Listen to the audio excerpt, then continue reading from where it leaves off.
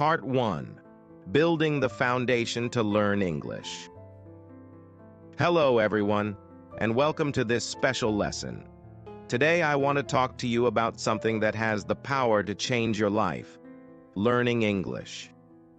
If you've been struggling or feeling lost, let me tell you, you're not alone. I've been there too. I know how difficult it can feel when you want to express yourself in English but don't have the confidence or the right tools. But here's the good news. You're not stuck. You can improve, and I'm going to show you how. I want you to imagine something for a moment. Close your eyes and think about the life you want to live. Maybe you dream of traveling to other countries, meeting new people, getting your dream job, or simply feeling confident in a conversation. Whatever your dream is, I want you to hold on to it, because learning English can bring you closer to that dream. But remember, it's not going to happen overnight. It's a journey, and every small step you take matters. Let me share something personal with you. When I started learning English, I felt overwhelmed. I didn't know where to start. I would open a book and feel frustrated because I couldn't understand the words. I'd try to speak, but my tongue felt heavy, and I'd make so many mistakes. People would laugh, and honestly, I felt like giving up. But here's what kept me going. I reminded myself why I was doing it. I wanted to connect with the world. I wanted to feel proud of myself. And I knew that if I gave up, I would regret it forever. So, let's start from the beginning. The first thing you need to understand is that learning English is not just about studying grammar or memorizing words. It's about making English a part of your daily life. Imagine you're building a house. The foundation is your motivation and consistency.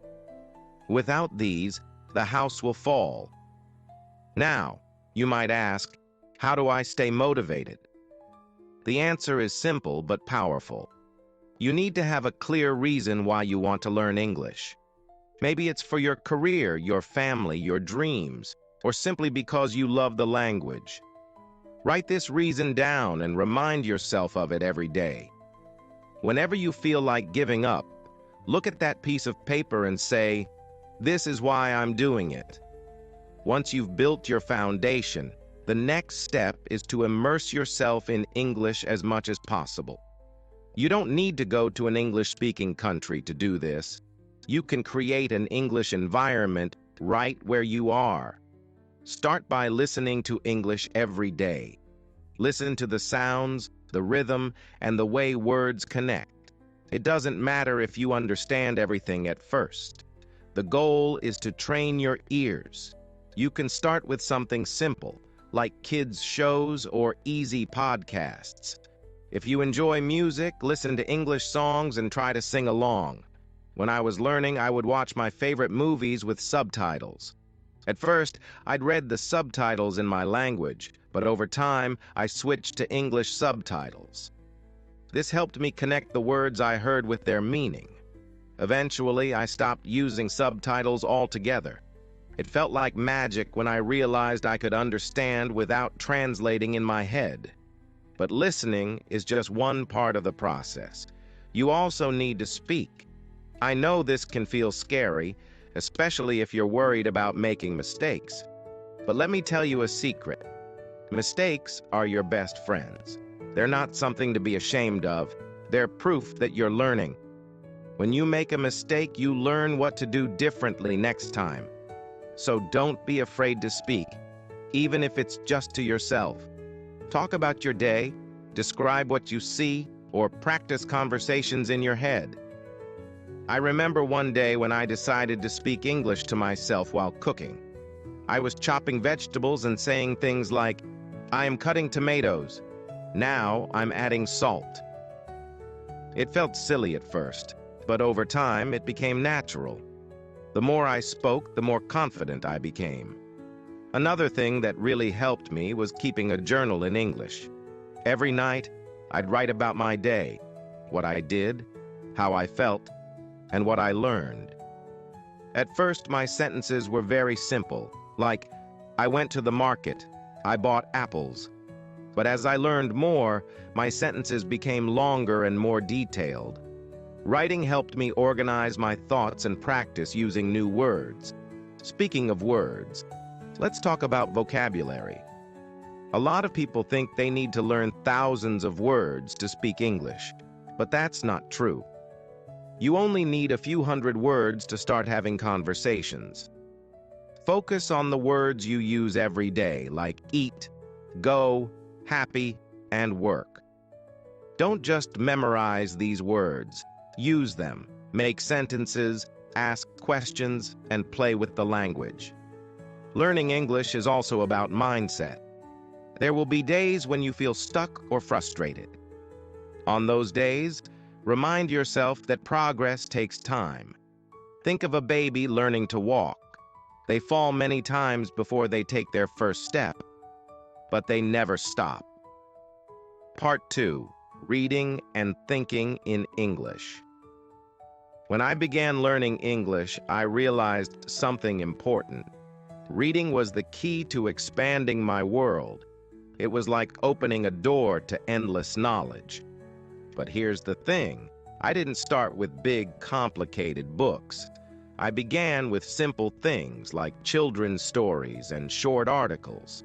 If you're just starting, I recommend picking something easy and interesting.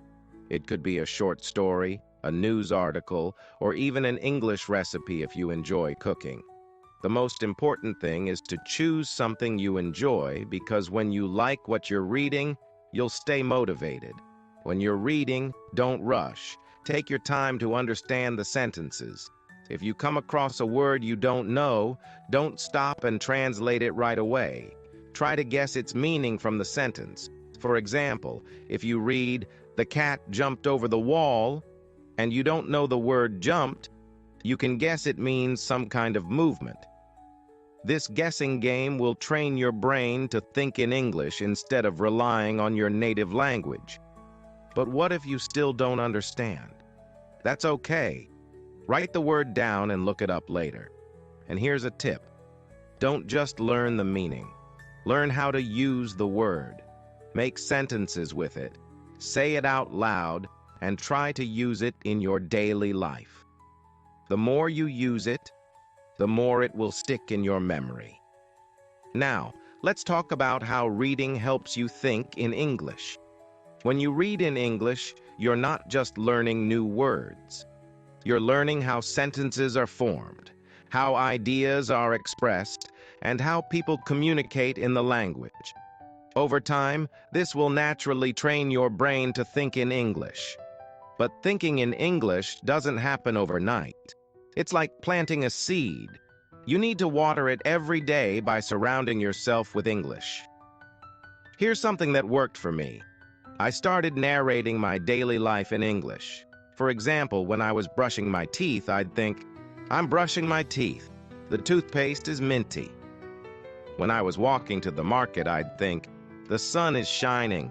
I need to buy some vegetables." At first, it felt strange, but as I kept practicing, it became natural. This simple habit helped me switch from translating in my head to thinking directly in English. And you can do it too. Start with small sentences about what you're doing right now. Gradually, you'll find it easier to think in English without even realizing it. Reading also introduces you to different types of sentences and grammar without the need for boring lessons. For example, if you read a sentence like, "She has been studying for 2 hours," you're learning how the present perfect continuous tense is used without even thinking about grammar rules. Isn't that amazing? Another tip I want to share is to read out loud. When you read aloud, you're practicing speaking at the same time. It helps you improve your pronunciation, learn the rhythm of the language, and gain confidence. You don't need to read for hours. Even 10 minutes a day can make a big difference. Let me tell you about a turning point in my learning journey. One day, I picked up a book that was slightly above my level. It was challenging, and I struggled with many words. But I didn't give up. I kept reading, and by the end of the book, I felt like I had climbed a mountain. That experience taught me that it's okay to step out of your comfort zone. Choose something that challenges you, but not so much that it feels impossible. Now, let's talk about building a habit. Reading every day, even for just 10 minutes, is more powerful than reading for an hour once a week. Consistency is the secret ingredient. Find a time in your day when you can read regularly. It could be in the morning with your coffee, during your lunch break, or before bed. Make it a part of your routine, like brushing your teeth. Another thing I highly recommend is keeping a notebook. Write down new words, phrases, or sentences you find interesting. But don't stop there. Review them regularly. Use them in your writing and speaking. This active learning will help you retain what you've learned. Speaking of notebooks, I remember I used to keep a small one in my pocket. Whenever I heard or read a new word, I'd jot it down. Later, I'd make sentences with it and practice saying them out loud. It was a simple habit, but it made a huge difference in my learning. Now I want to share a fun activity with you. After you finish reading something, try to summarize it in your own words. For example, if you read a short story, think about the main idea and retell it to yourself in English. This will help you improve your understanding and speaking skills at the same time. Remember, learning English is not just about studying. It's about enjoying the process. Think of it as an adventure where every word you learn is a new discovery. Be patient with yourself and celebrate your progress, no matter how small. Part 3. Building writing skills and gaining confidence. Writing in English is one of the most powerful tools for mastering the language. It helps you organize your thoughts, improve grammar, and learn how to express yourself clearly. Many learners hesitate to write because they feel their English isn't perfect. But here's the truth. Nobody writes perfectly the first time. Writing is about practice, mistakes, and improvement. Let's start with a simple but important question. How do you begin writing in English? Start small and build up. When I began improving my writing skills, I didn't aim for big essays or stories. I started with short sentences. For example, today I went to the park. I saw a bird. It was blue. These sentences might seem basic, but they are the building blocks of writing. Once you're comfortable, you can add more details. Instead of saying, I went to the park, you can write, this morning I walked to the park near my house. The air was fresh, and the trees were full of colorful flowers. Adding details makes your writing more engaging and helps you learn new words and sentence structures. Write about your daily life. One of the easiest ways to practice writing is to keep a journal. Write about your day, your thoughts, or your plans. Don't worry about grammar or spelling at first. Just focus on putting your ideas on paper. For example, what did you do today? How did you feel? What are your goals for tomorrow? Here's a sample journal entry. Today was a busy day. I woke up at 7 a.m. and made breakfast. I had toast and eggs with tea. Then I went to work. It was a little stressful, but I finished all my tasks. In the evening, I watched a movie with my family. I felt relaxed and happy. Even if you write just 5 sentences a day, you're making progress. Practice writing conversations. Another great way to improve your writing is by practicing conversations. Imagine you're texting a friend in English. What would you say? Write a short dialogue. Me. Hi. How are you? Friend. I'm good. Thanks. How about you? Me. I'm fine. What are you doing today? Friend. I'm going to the market. I need to buy some groceries. This exercise helps you learn how to express yourself naturally and prepares you for real-life interactions. Learn from examples. If you're not sure how to start, look at examples of writing. You can read letters, emails, or short stories written by others. Pay attention to how sentences are formed, how ideas flow, and how words are used. Then try to imitate those styles in your own writing. For example, if you read an email that starts with, "Dear John, I hope this email finds you well," you can use the same format for your emails. Challenge yourself with topics. Once you're comfortable with basic writing, challenge yourself with topics. Write about your favorite movie, describe your best friend, or explain your favorite recipe. For example, my favorite movie is The Pursuit of Happiness. It is an inspiring story about a man named Chris Gardner. He faces many difficulties but never gives up. His determination teaches us to work hard and stay positive. I love this movie because it motivates me to chase my dreams. By choosing topics you're passionate about, writing will feel enjoyable instead of like a task. Focus on grammar and vocabulary. Gradually. When you start writing, don't worry too much about grammar. But as you improve, pay attention to the rules. For example, learn how to use tenses correctly. Write sentences like, "I am writing this now."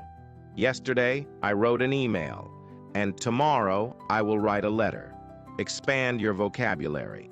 Instead of always saying good, try words like wonderful, amazing, or fantastic. A good habit is to pick one grammar rule or one new word every day and practice using it in your writing. After you've written something, take time to review it. Look for mistakes, improve sentences, and add details. This process is called editing, and it's a crucial part of writing. Even professional writers edit their work multiple times. For example, if your original sentence is, "I like this book," it is good. You can edit it to, "I really enjoy reading this book because it's interesting and full of exciting ideas." Editing makes your writing clearer, more detailed, and more enjoyable to read. Set goals and track progress. To stay motivated, set small writing goals. For example, write 5 sentences every day. Write a short story once a week. Learn 5 new words and use them in your writing. Keep track of your progress. Compare your writing from a month ago to what you're writing now. You'll be surprised at how much you've improved. Ask for feedback. Sharing your writing with others can be scary, but it's one of the best ways to learn. Show your work to a friend, teacher, or even a language partner and ask for feedback. They can help you see your strengths and identify areas for improvement. Enjoy the journey. Writing is not just a skill. It's a way to express yourself, share your thoughts, and connect with others. Don't be afraid to make mistakes. Every mistake is a step toward improvement. Celebrate your progress and enjoy the process of learning. Part 4. Unlocking your full potential in English mastery. In this last part, we're diving deep into the advanced yet practical strategies that will elevate your English learning experience. We'll focus on cultivating habits that bring long-term results, learning from real-life scenarios, and inspiring you to keep moving forward with confidence and purpose. To succeed, you need tools that work for you. Build your personalized English toolkit to make learning more efficient and enjoyable. 1. A journal for daily practice. Dedicate a notebook for writing about your day in English. Write about your emotions, what you learned, or even your dreams. Example: today, I felt proud because I spoke confidently in English with a colleague. 2. Custom vocabulary lists. Focus on the words and phrases that match your interests or career. For example, if you're a doctor, prioritize medical vocabulary. Use context sentences to remember their usage. The patient was diagnosed with a rare condition. 3. Audio recorder. Record your voice when practicing speaking or reading. Listening to yourself helps you identify areas for improvement and track progress over time. One of the most effective ways to master English is by immersing yourself in everyday situations. At the grocery store, observe product labels written in English.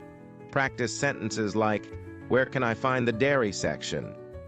While traveling, practice polite questions. "How do I get to the nearest train station?" In conversations, learn filler phrases to keep conversations flowing. "Let me think," or "That's an interesting point." The more you integrate English into your routine, the more natural it becomes. Idioms and phrasal verbs are the secret ingredients of natural English. They make your speech and writing more colorful and engaging. 1. Idioms. Break the ice to make people feel more comfortable. A blessing in disguise. Something good that seemed bad at first. 2. Phrasal verbs. Run into, to meet someone unexpectedly. Carry on, to continue. Use them in sentences to make them part of your active vocabulary. Shadowing is a technique where you repeat what you hear simultaneously. For beginners, it's about pronunciation, but for advanced learners, it's about tone, rhythm, and fluency. 1. Select speeches, interviews, or podcasts on topics you enjoy. 2. Play a sentence and pause to mimic its rhythm, tone, and speed. 3. Repeat until you sound confident. This builds fluency and helps you adapt to native-like speech patterns. Whenever you feel stuck, read about or watch videos of people who've successfully mastered English. Many of them started just like you, facing challenges and doubts. Their stories remind you that success is possible with persistence. For example, there are people who learned English through sheer willpower, watching TV shows, working hard on vocabulary, or practicing daily conversations until they became fluent. Their journeys can inspire and guide you. Involve friends and family in your learning process. If they also want to learn English, create fun challenges together, like speaking only in English for a day. If they already know English, ask them to correct your mistakes kindly or encourage you to practice. Learning together fosters motivation and makes the process enjoyable. Rewarding yourself is essential for staying motivated. After mastering 100 new words, treat yourself to a movie or your favorite dessert. Celebrate when you complete a month of consistent practice.